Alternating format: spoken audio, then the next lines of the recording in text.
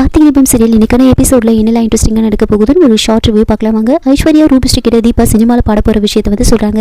அவளை நம்ம பாடவே விடக்கூடாது, அப்படியே அவள் பாடினாலும் அந்த பாட்டு ரிலீஸ் ஆகக்கூடாது, அதுக்கு நீ தான் ஏதாவது பண்ணணும்னு சொல்ல ரூபஸ்ரீ கண்டிப்பாக நான் அவளை பாடவே விட மாட்டேன் அப்படின்னு சொல்லிட்டு இருக்காங்க. இன்னொரு பக்கம் தீபா அவங்க அம்மா அப்பா வாங்கி வச்ச நகையெல்லாம் பார்த்துட்டு உட்காந்துட்டு இருக்காங்க.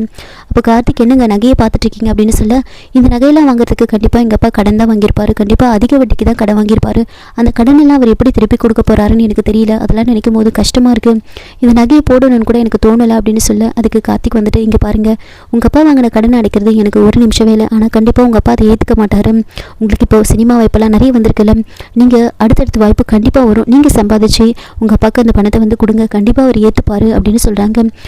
உங்களை இந்த வீட்டில் யாரும் எதுவும் சொல்லிடக்கூடாதுன்றதுக்காக தானே இந்த நகையெல்லாம் உங்களுக்காக வாங்கிட்டு வந்து கொடுத்துருக்காங்க, அப்போது அவங்களுக்கு சந்தோஷப்படுத்தணும்னா நீங்கள் இந்த நகையெல்லாம் போட்டுக்கணும், முதல்ல இந்த நகையை போடுங்க அப்படின்னு சொல்கிறாங்க. அதனால தீபாவும் அந்த நகையெல்லாம் போட்டுக்கிறாங்க. போட்டுட்டு கார்த்திக்கிட்ட காமிக்கிறாங்க. எப்படி இருக்குது சார் அப்படின்னு கேட்க கார்த்திக் ரொம்ப நல்லா இருக்குது அப்படின்னு சொல்கிறாங்க. நாளைக்கு நீங்கள் ஃபர்ஸ்ட் டைம் ரெக்கார்டிங்கே போக போகிறீங்க, நாளைக்கு போகும்போது இந்த நகையெல்லாம் போட்டுட்டு போங்க அப்படின்னு சொல்கிறாங்க. இன்னொரு பக்கம் ஜானகியும் தர்மலிங்கமும் வீட்டுக்கு போகிறாங்க. தீபாவோட அன்னிக்கிட்ட எல்லா விஷயத்தையும் வந்து சொல்கிறாங்க. சினிமாவில் பாட போகிற விஷயத்தெல்லாம் சொல்லி ரொம்ப சந்தோஷப்பட்டுட்டு இருக்காங்க. ரூபஸ்ரீ அவங்க பாட்டி ஒரு பிளான் பண்ணுறாங்க. ஒரு கும்பலை வந்து தீபா வீட்டுக்கு அனுப்பி வைக்கிறாங்க. அவங்க தீபா வீட்டுக்கு வந்து தீபா பற்றி ரொம்ப தப்பாக பேசுகிறாங்க.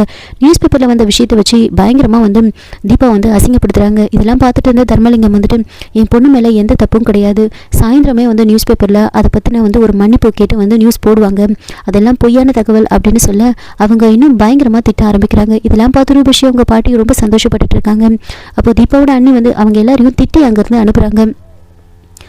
ரூபஸ்ரீ அவங்க பாட்டி வந்து பேசிகிட்டு இருக்காங்க. கண்டிப்பாக இந்த விஷயம் தீபாவுக்கு தெரிஞ்சால் அவளே பாட மாட்டேன்னு சொல்லிடுவான் அப்படின்னு சொல்லிட்டு இருக்காங்க. இன்னொரு பக்கம் கார்த்திக் வந்துட்டு நியூஸ் பேப்பரில் மன்னிப்பு கேட்டு வந்து நியூஸ் வந்து போட்டிருப்பாங்க. அந்த நியூஸ் பேப்பரை எடுத்துக்கிட்டு வீட்டுக்கு போகிறாங்க. வீட்டில் அவங்க அப்பா கிட்ட வந்து காமிக்கிறாங்க. எல்லாருக்கும் தெரியற மாதிரி அதை படிக்க சொல்லியும் சொல்கிறாங்க. அவரும் படித்து காமிக்கிறாங்க. இதை கேட்ட ஐஸ்வர்யாவோட அம்மா வந்துட்டு, நியூஸ் பேப்பரில் வந்து என்ன வேணாலும் போடுவாங்க, பணத்தை கொடுத்தா பொய்யான தகவலை கூட போடுவாங்க, பணத்தை கொடுத்தா மன்னிப்பு கேட்டும் போடுவாங்க, இதெல்லாம் ஒரு பெரிய விஷயமா அப்படின்னு சொல்ல அதுக்கு கார்த்திக் வந்துட்டு, நான் இதை வச்சு மட்டும் சொல்லலை, இந்த ஃபோட்டோ வந்துட்டு கண்டிப்பாக வீட்டில் இருக்கிறவங்க யாரோ தான் எடுத்திருக்காங்க, நம்ம வீட்டில் தான் இந்த ஃபோட்டோவை எடுத்திருக்காங்க அப்படின்னு சொல்கிறாங்க. அதை வந்து எல்லாரும் வந்து பார்க்குறாங்க.